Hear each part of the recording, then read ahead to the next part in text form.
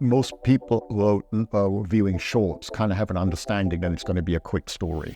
So you don't really have much time to build a character, build the world, and then for it to then change. So your sort of beginning, middle, end is really compressed. Tend to look at blocks of dialogue, for example, and look at whether or not the dialogue takes the story forward. If it doesn't, I cut it. Hi guys. Now, we have finally found a writer, which is quite exciting.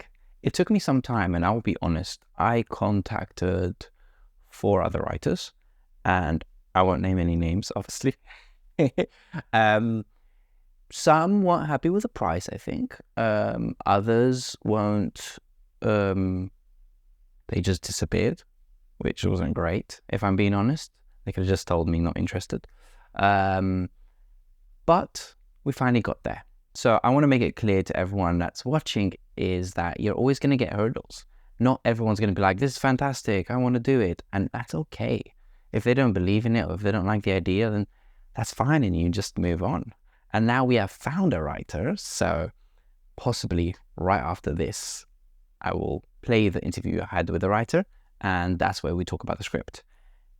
However, we're now on to the next stage.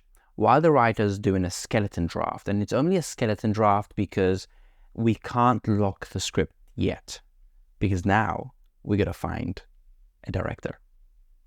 Now, I'm going to do the same thing I did with the writers, put out a post, and hopefully a lot of people see it, and a lot of directors are interested, and they email me in their interests. Especially when you're doing low budget, sometimes you don't have the budget to hire bigger writer. However, if you're doing your own short film and you don't have a budget or you're doing a no budget, then find like-minded people who are willing to put the effort, because this industry, you need to grind a little bit, and the way you grind is with your free time, sadly. It's not the best thing in the world. Ideally, you want to pay everyone the best rates you can, but that's not always the case. And in our case, in this one, we're trying to hit a target of £5,000 maximum. So, director time. I'm excited for this. Normally when a director comes in, they're gonna have a whole range of other ideas. Sometimes you get director writers, sometimes you get just director of directors or director actors. I don't know what I'm gonna get. Again, I'm going to put a job post out there, and fingers crossed we find some exciting people. I now have a writer. Voila. Greg, tell us about yourself. Right. So I'm a new writer. I've been writing quite a number of shorts. Probably I've written on 6 projects. 4 of them have been shot already. So I've got, I've had some footage. I've got 2 more which are in post, and 1 more I'm shooting that I've written for. That's being shot in the middle of next month. I prefer drama. Drama is definitely my go-to style, I suppose. I've been writing comedy as well, and I wrote 3 scripts for last year's 48-hour London Sci-Fi Challenge. Cool. Though the director decided not to use any of them, we used a different script. So those scripts, I think at some point will probably produce them, certainly 1 of them anyway. The film group I'm with, they're always looking for projects to do. And I kind of am the go-to guy for story editing. So I do a lot of story editing within the group. For someone who doesn't know, what would a story edit be? Most of these people are writer-directors. So they tend to write with a lot of camera behavior, which if you're looking for pure script, it can, if you're not shooting it, I think, and the director might get offended. So I kind of try and remove those elements. Tend to look at blocks of dialogue, for example, and look at whether or not the dialogue takes the story forward. If it doesn't, I cut it. Most people who are viewing shorts kind of have an understanding that it's going to be a quick story. So you don't really have much time to Yes.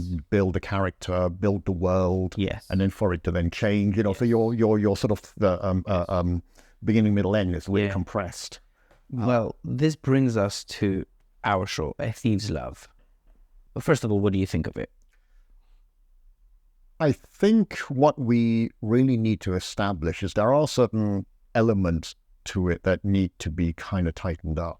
If you are going to have 3 actors in the short, then you need to kind of justify Chris's existence. Because in the story, he's convinced by Jacob to go and steal from this woman. Yeah. Now, that's quite so you need to kind of almost build that relationship. Why would this character do something that's essentially a criminal offense? Yeah. So you really need to make it a compelling story or compelling relationship, friendship between Chris and Jacob, that he will literally break the law to help his friend. The hardest bit to build is going to be convincing your audience that this relationship is authentic and that actually this person would really are laying their life, liberty on the line to form something as serious as that. And, which is going to be also really hard, is to make the audience like all the characters. Right. Or do you disagree with me?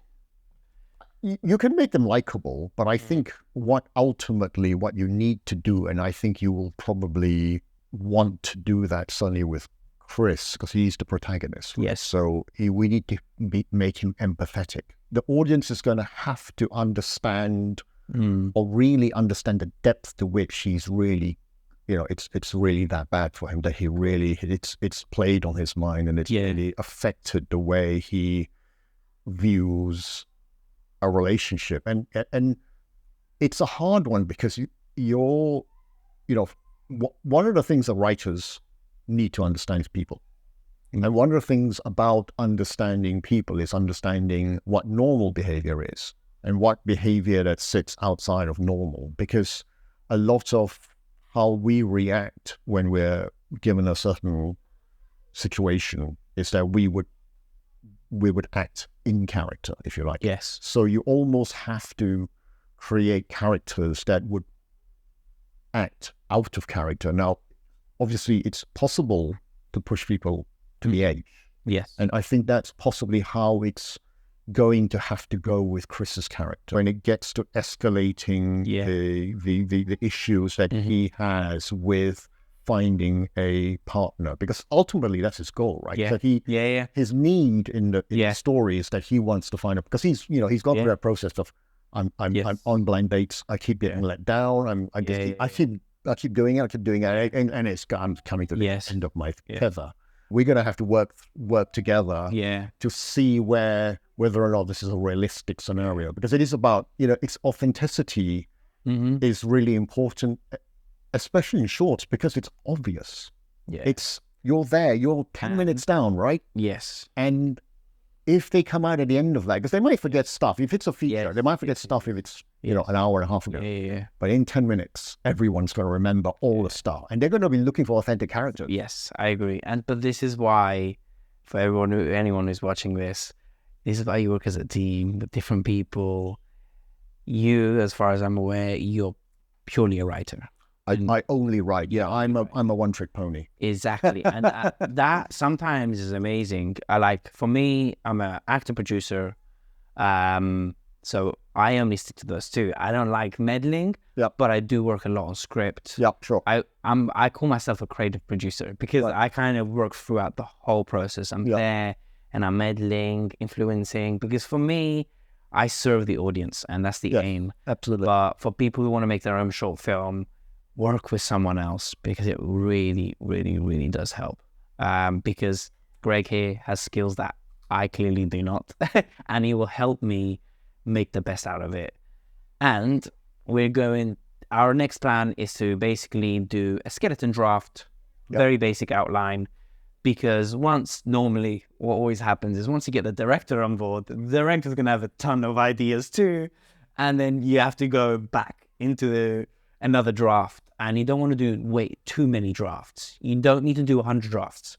That's why taking things slow, having a clear understanding, having a good group around you will make sure you don't do 100 drafts, because you doesn't need to, as far as I'm aware, right? You only need a couple of drafts. You don't need to do like 20. It really does depend. I mean, when I write, obviously the first draft is version 1. And then we then tend to do a story development of version 1 draft. And then generally there's a lot, the version 1 draft is probably the one that has the most amount of fixes to it. Yes. Yeah. And then you do a version 2 draft. Yeah. And then usually the version 2 draft is where you start to append version 201, 202, whatever. Yeah. And it's more refinement once you get to that point. It is very important to collaborate. Every collaborative partnership with a different DOP, a different director, different somebody in the art department, they all bring their vision. 100%. And sometimes, as a writer, I will see it one way and they'll see it an even better way. And just to let everyone know, all of Greg's information, social media posts, or anything that he shares with me, I'll put in the description somewhere, so you can all follow his journey and see where he gets up to. Well, Greg, thank you so much for this. You're welcome. We're going to continue talking about the script and breaking it down, so we can get a clear skeleton draft. And I will be now hiring for a director as well. So that's the next stage. And hopefully next month I'll have another update for you on the development of the short. So yes, thank you so much, and see you next month.